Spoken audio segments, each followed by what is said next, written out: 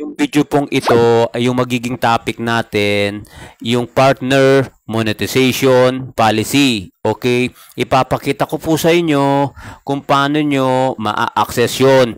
Para kung may time kayo, pwede niyo po siyang basahin kasi napaka-importante po nito as a content creator.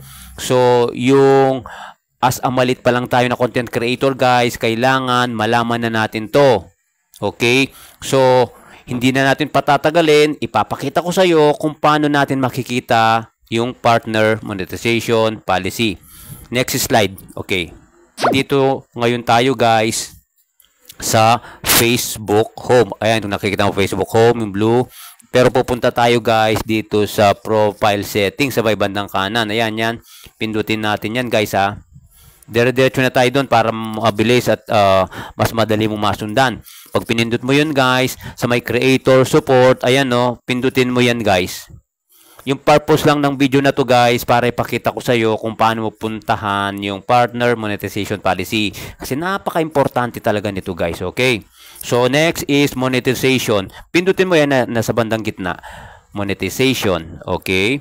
At pagka-pindot mo yan guys, dire-diretso na tayo sa may bandang gitna uli. Policy guidelines. Okay, pindutin mo yan. Policy guidelines. Napindot na natin. And then, nakikita mo sa pangalawa, partner monetization policy. Okay? Pindutin mo uli yan, guys. Pag nandyan na tayo, guys, babasahin ko lang sa inyo, guys, okay? Yung mga partner policy. In order to earn money on Facebook, you must, sabi dito, you must, importante, kailangan gawin. Okay, para hindi tayo ma-demonetize, kailangan sundin natin tong partner monetization policy. Okay guys? So, ang una guys, hindi ko lahat ipapaliwanag sa iyo, pero magbibigay lang tayo at ng mga halimbawa ng lagi nating ginagawa sa mga live natin, okay, sa mga comments para maiwasan natin ang ma-demonetize. Okay. Ang una guys, create content on an eligible surface, okay? Reside in an eligible country. Follow our community standards. Okay, follow our content monetization policy, which is yung topic natin dati yan, na kapapaloob din dito sa partner monetization policy. Based dito guys ha. Kasi ayan partner monetization policy. I-scroll ko lang siya ng ito. Tingnan natin tong share authentic content guys. Babasahin lang natin ang mabilisan para magkaroon ka ng mga idea. Okay? So, ang sabi dito guys, creators, publishers, and third-party providers posting content, plug, and misinformation. Okay. So, pag nag-post ka ng mga nag-flag or as some misinformation, yung mga maling news, okay, may posibilidad ka na mawalan ng monetization, na demonetize, okay? Kasi you may lose their eligibility to monetize. Ayan, nakalagay guys, di ba? You can read more about this here. Ayan. Okay. Kaya maganda yung pinakita ko lang sa iyo para mapuntahan mo at mahimay mo ang gusto mong aralin dito. Pero dito sa video ito guys, may bibigyan lang tayo ng topic dito guys, okay? Ito ang monetize authentic engagement.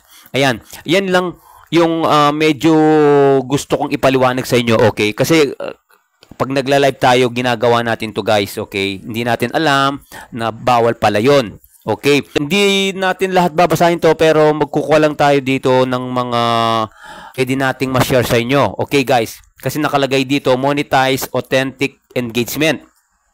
Sabi dito guys, creators, publishers, and third-party providers can only monetize content consumed by their natural, authentic audience.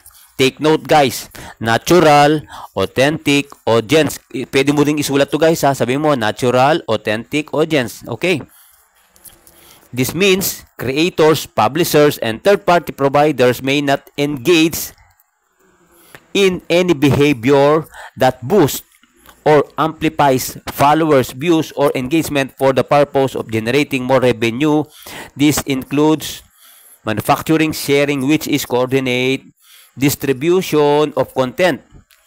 Tapos, sabi dito guys, yung cross-posting pa, pages managed by third-party providers such as multi-channel network are able to share content from affiliate entities so long as the multi-channel network and affiliate talent. Creators and content providers are not monetizing the same piece of content. So meaning guys, bawal tayong mag-cross-posting, yung tinatawag na i-share natin yung video natin from profile to our page. Okay, sabi dito, take note din to guys, sasabihin, ito, creators, itong banda dito, and content providers are not monetizing the same piece of content, which is yung parehong content from your profile, isinare mo o nilipat mo sa page mo. Okay guys, tapos ito yung panghuli. Ito yung nasa dulo na. Pero marami pa yung nasa baba, pwede mo rin siyang i-scroll. Okay, sabi dito, creators, publishers, and third-party providers may lose. Ayan guys, may lose ability to monetize if their audience significantly consists of fake engagement, including but not limited to likes, follows, and views. So yun. Kasi guys, ako din, ginagawa ko to, which is mali din pala as a new content creator. Ngayon, nalaman na natin na bawal yung ginagawa natin, nasasabihin natin pag nagla-live tayo. Yung, oh guys, puntahan mo si ganyan, mag-comment ka about sa video, mag-like, mag-share, which is, akala natin nakakatulong sa atin yon. Pero, yung tinatawag pa lang yon yung fake engagement. Okay? Kasi, base dito, kailangan hindi natin sinasabihan yung audience na mag-like sa isang content creator. Sila ang kusa kung nagustuhan nila yung content na pinanood nila. Sa video ito guys, ipinakita ko lang sa iyo kung paano mo pupuntahan yung partner monetization policy para maisa-isa natin at mabasa mo rin yung mga bawal na hindi natin alam dati, kasi napaka-importante na malaman natin tong partner monetization policy para nakakasunod tayo kay Facebook. Kasi pag hindi natin alam to guys, lahat ng mga video natin na hindi nakakasunod dito, sayang lang ang effort natin, time, at yung pagpupuyat. Di ba guys, gusto mo bang malalaman nito pag na-demonetize ka na? Sasabihin mo, ano ba ang dahilan bakit ako na-demonetize? Kaya ngayon pa lang, as a malit na content creator, yung pinakita ko sa'yo, puntahan mo na. Okay? Kaya ginawa kong itong video ito para makatulong din sa mga katulad kong baguhan na dati ginagawa ko. Yung fake engagement, yung sasabihin mag-follow, mag-like sa ganito, pero bawal pala yun. Okay guys, kaya sundan natin kung ano yung nakalagay dito. Malaking tulong sa atin yun para pag umangat na tayo, malaki na yung followers natin, alam na natin yung rules ni Facebook. At alam na natin ngayon yung i-upload natin na tama lang yung video yung gagawin natin. Okay guys, bago ako magtapos sa video ito, okay, bawal yung cross-posting. Okay, bawal yung fake engagement. Sasabihin natin na magsishare, magpa-follow sa isang followers natin.